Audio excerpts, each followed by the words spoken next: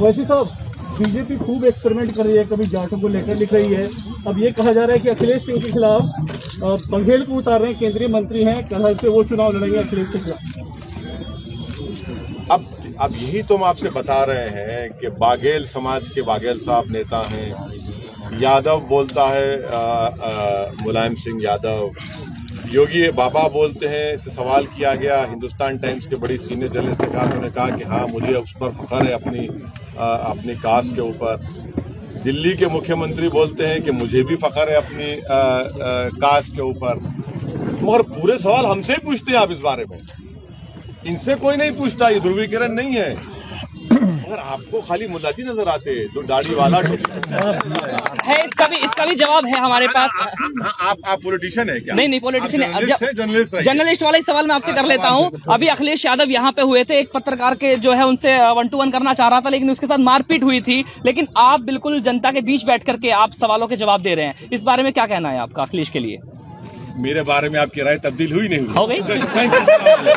इन्हीं के मामले में ठंडे पड़ गए, बर्फ में पड़ गए, हाथ पैर भूल गए उस मामले में। यही तो उनका डबल पॉलिसी। भाई हाथ हटा लो, आप लोग कैसा कर रहे हो? सर, जैसा आपने अभी डोर टू डोर किया है डासने में, तो आपको कैसा लग रहा है? आपको प्रत्याशी कैसे मतों से जीत पाएगा? इलेक्शन कमीशन ने ज्यादती है, परमिशन दिया है 300 लोगों के साथ। ये जो भी उनका रेगुलेशन है, गाइडलाइन है, उसके मुताबिक हमने की।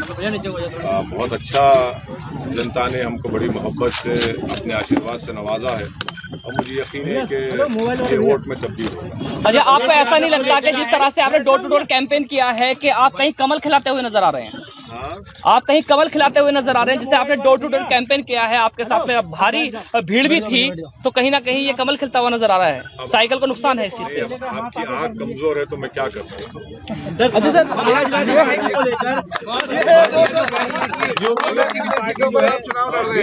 इसके लिए आप क्या कहेंगे सर?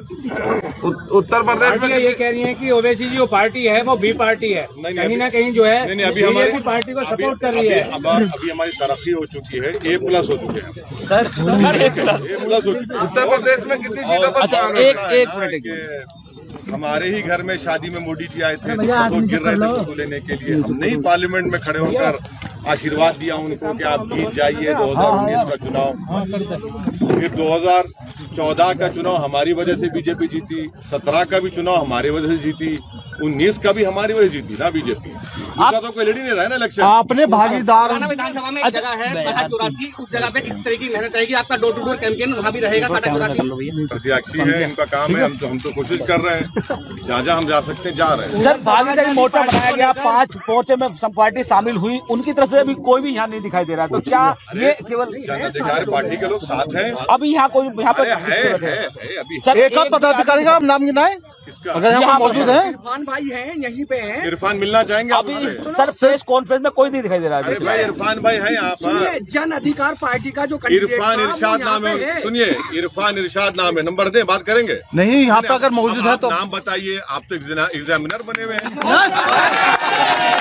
अच्छा, पार्टी को लेकर आप लगातार आरोप लगाते हैं हर मंच से, तो समाजवादी पार्टी को लेकर सवाल खड़े होते हैं, करते हैं आप, फिर क्या वजह है कि आप समाजवादी पार्टी के साथ गठबंधन में जाने के लिए भी तैयार हैं? अगर वो इतनी गलत है, आपने कहा कि सिर्फ 2 पार्टियां। सुनिए, आपने सवाल किया था कि आप इस चुनाव में गठबंधन करेंगे, तो हमने कहा कि हमारी पार्टी का फैसला है।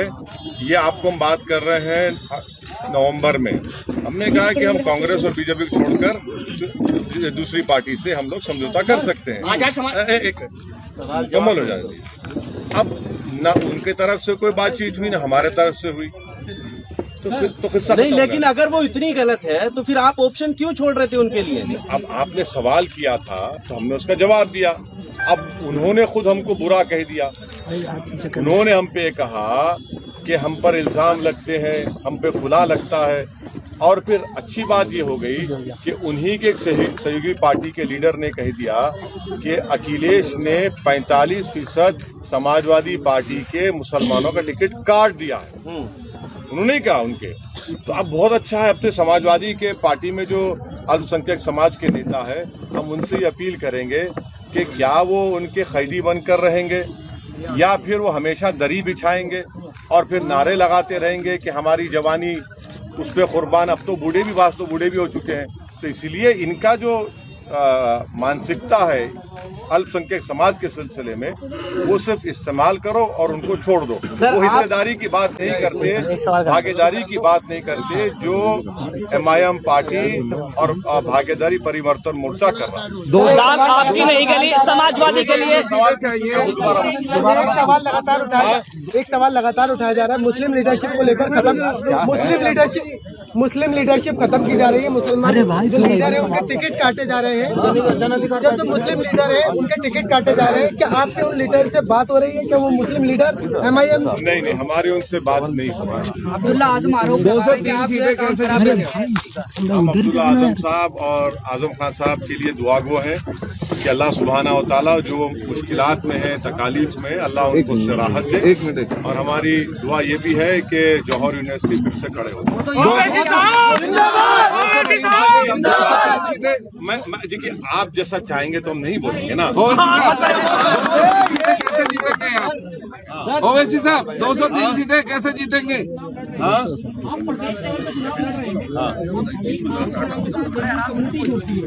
लेकिन जब आप प्रदेश में जाएंगे आप कुछ लोग पुरानी भाषा चलाते हैं। हाँ, नहीं, बिल्कुल चलाइए। अगर उन भाषणों में हमने किसी रिलीजन, मजहब या बिरादरी के खिलाफ कुछ कहा है तो आप देख लीजिए। अगर मैं ये कहता हूँ कि कमजोरों को उनसे इंसाफ मिलना चाहिए, और अगर मैं ये कहता हूँ कि हम बाबू सिंह कुशवाहा साहब के साथ, वामन मिश्राम साहब के साथ, कश्यप समाज की जो पार्टी है, बिंद समाज की जो पार्टी है, हम सब कमजोर मिलकर इंसाफ के लिए लड़ रहे हैं, तो उसमें पेट में दर्द क्यों हो रहा है?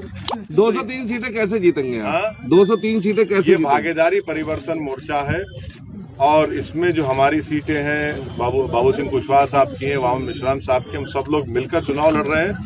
ये उत्तर प्रदेश की जनता देख चुकी है कि 2012 से 17 समाजवादी बिल्कुल नाकाम साबित हुई। अब 17 से 19 ये देखा जा रहा है कि बीजेपी ने युवाओं को रोजगार नहीं दिया। खुद बीजेपी ने अपने इलेक्शन मैनिफेस्टो में कहा था कि 70 लाख युवाओं को नौकरी दी जाएगी, और खुद कहते हैं 6 लाख को दिया। जब आज अनएम्प्लॉयमेंट 4.9% पहुंच चुका है, डेटा ये बता रहा है कि उत्तर प्रदेश में जो ग्रेजुएट हैं, जो डिप्लोमा सर्टिफिकेट होल्डर हैं, जो टेक्निकल एजुकेशन होल्डर हैं, 50% से जायद वो बेरोजगार हो चुके हैं। नौकरी की जरूरत है उनको। ये सब चीजें हैं। रातों में किसान जागता है कि कोई जानवर जाकर उसका खेत ना खा ले, और ये सब चीजें, मगर उसके बावजूद भी इन सब पर बात नहीं करेंगे बाबा। उनका एक्सपर्टीज जो है वो जिन्ना पर बोलते हैं, और मई और जून में गर्मी पैदा करने की बात करते हैं। बाबा अगर मई जून में गर्मी पैदा कर रहे थे तो 2021 जून जुलाई में ऑक्सीजन नहीं दे पाए, गंगा पर लाशें बह रही थी, दवाएं नहीं मिली। तो ये अगर इनका ये सब चीजें हैं। परिवर्तन मोर्चा, देखिए ये सवाल जो है ना, मैं तो कोई जोशी नहीं हूँ ना। अरे सुन तो लीजिए हमारी बात। आप सवाल कर लिया ना, जवाब तो हमको देने दीजिए ना। हमारे पिताजी ने, ना हमारे माताजी ने हमारी जन्म कुंडली बनाई है, ना हमको मालूम कल क्या होने वाला है। और हम तो ये भी नहीं कह सकते कि मई जून में बर्फबारी हो जाएगी जैसा बाबा करना चाहते हैं। वो मौसम वैज्ञानिक के, अब इनको नोबेल प्राइज मिल जाएगा अगर कोई मई जून में ठंडक पैदा कर देगा। सुन तो लीजिए। अरे कहाँ भाग रहे हैं आप? छोड़कर यहीं तो बैठे हैं। पैर पीछे करो। ये उत्तर प्रदेश दबा रहे हो। और जब 10 तारीख को नतीजे रिजल्ट आ जाएंगे तभी हम आपको इसका सवाल का जवाब दे पाएंगे। आपकी आजाद समाज पार्टी ने आपको ऑफर दिया था गठबंधन के लिए। आजाद समाज पार्टी ने गठबंधन के लिए ऑफर दिया था, वो आपने ऑफर ठुकरा दिया। ना, ऐसे कोई बात नहीं है। मैं प्रेस कॉन्फ्रेंस करके बताया था। सुनिए, हमारी उनसे 2 मरतबा मुलाकात हुई।